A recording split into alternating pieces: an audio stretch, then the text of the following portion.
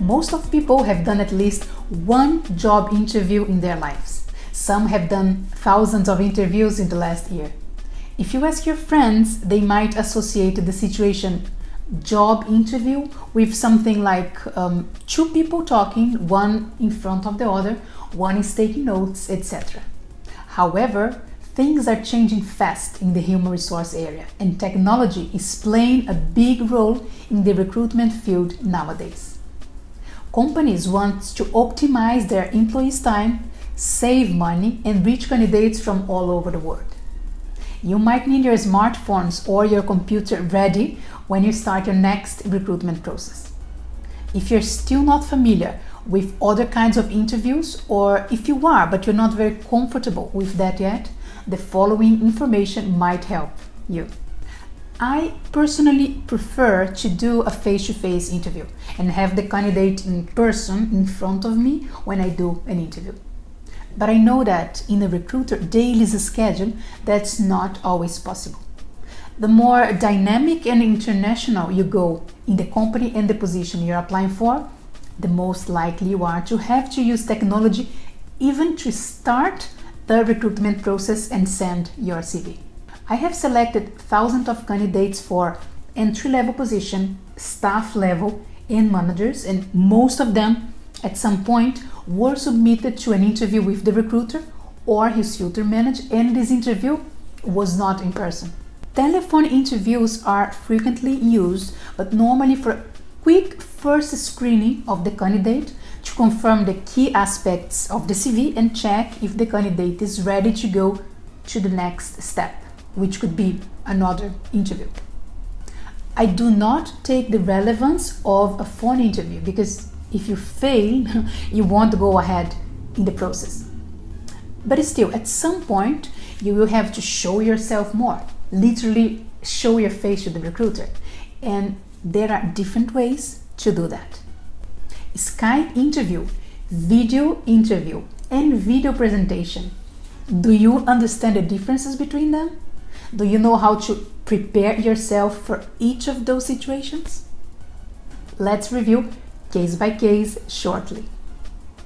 Of course, there might be slightly variations from company to company about the following recruitment tools, but in any case, you will be able to get a general idea about it with the information here.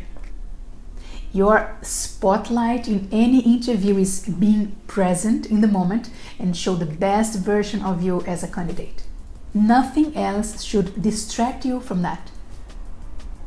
If you already know what to expect when you are invited for one of those kinds of interviews, your stress level will be lower and you will be able to focus only on what is relevant. Let's talk now about the video presentation. You receive an invitation to record a video about yourself and send the final version to the recruiter. Most likely, this video will have to be uploaded on the company's webpage, so you follow the instructions that you will receive in each case. Typically, the company suggests some topics that you could speak about. For example, introduce yourself. Tell us about the moment that you exceed the guest's expectation at your service. And tell us about the difficult situation at work and how did you solve it. Try to speak about the subjects recommended by the company, but also feel free to add any other relevant information you consider. Show your unique skills as a candidate. This is your chance to exceed the recruiter's expectations about this video.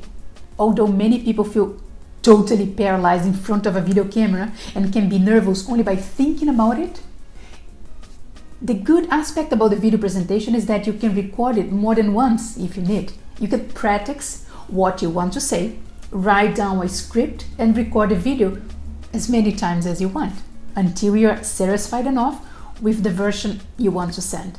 But if you try to be perfect, you'll never get things done. So rehearse a few times, but do it at some point. Please be careful with the size of the video because as a rule, there will be a maximum size mentioned somewhere in the instructions. If your video is bigger than the limit that the web accepts, you won't be able to upload it. Now it's time to talk about the video interview. You receive a link with the instructions, and once you click on the link, a specific question will show up on your screen. You are supposed to answer that question in a period, and most likely there will be a watch or a live counter showing you the time passing. You could have, for example, 2 minutes to answer each question. Once the time for the first question is over, then the next question pop up on your screen, and you should answer now this new question considering the time limit. Interview follow this dynamic until all the questions are asked by the computer and you record your reply. In some companies, you have a practice time before your reply starts to be recorded. It means you have some extra time, like 30 seconds, for example, to think about the answer you want to give to that question, to organize your ideas before the official recording starts. You can do a quick rehearse of what you want to say, and once the practice time is over, the precise time for recording the reply will start automatically, and you do it. It is helpful to have a practice time, but you might not have this option in all the cases. And now, let's talk about the Skype interview. It is very similar to the video interview, but in this case you have a person on the other side of the screen at the same time that you are online. This person will talk to you, so you won't deal with a video nor a text in which you have to read the questions. There is no practice time on Skype interviews.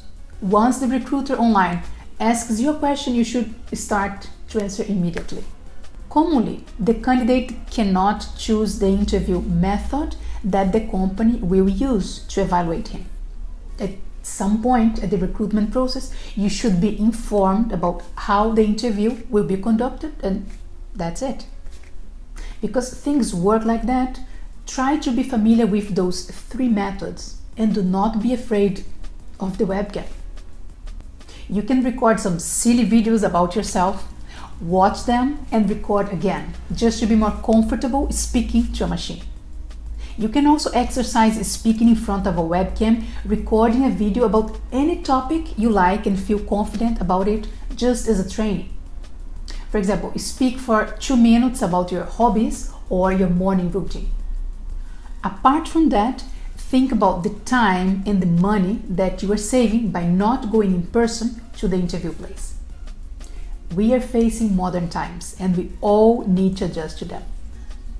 For any of the recruitment tools mentioned before, you will need a good internet connection, a webcam, a microphone and enough light, so the video recorded will show your face in a clear and visible way, not dark and unclear face. And headphones with microphone. The headphones, they are not mandatory, but if you decide not to use them, at least make sure there is enough silence in the room so the sound of your voice can be recorded in a clear way and you can hear the recruiter on the computer or instructions. You should read carefully the instructions sent by the recruiter or by the company to see if there is any specific requirement for the computer programs that you need to install on your computer before the interview or video recording starts. The technical requirements will be on the instructions, and normally the demand is easy to fulfill. In case you have doubts or problems, you should try to contact the company before the interview time to clarify things in advance. Imagine if you get all dressed and ready for the interview and then for some reason the program does not open. You will for sure be nervous, so try to avoid that. In any job interview, please watch your appearance and try to avoid external noises and interruptions during the process. Also, it's always good to keep a glass of water close, a pen and a paper in case you need to write down something, and a copy of your CV just in case. Do your best and go ahead. As you know, English is not my native language. I use it because I can reach more people and share my experience with you. Feel free to visit my blog at julianarabbi.blogspot.com and find more articles and videos.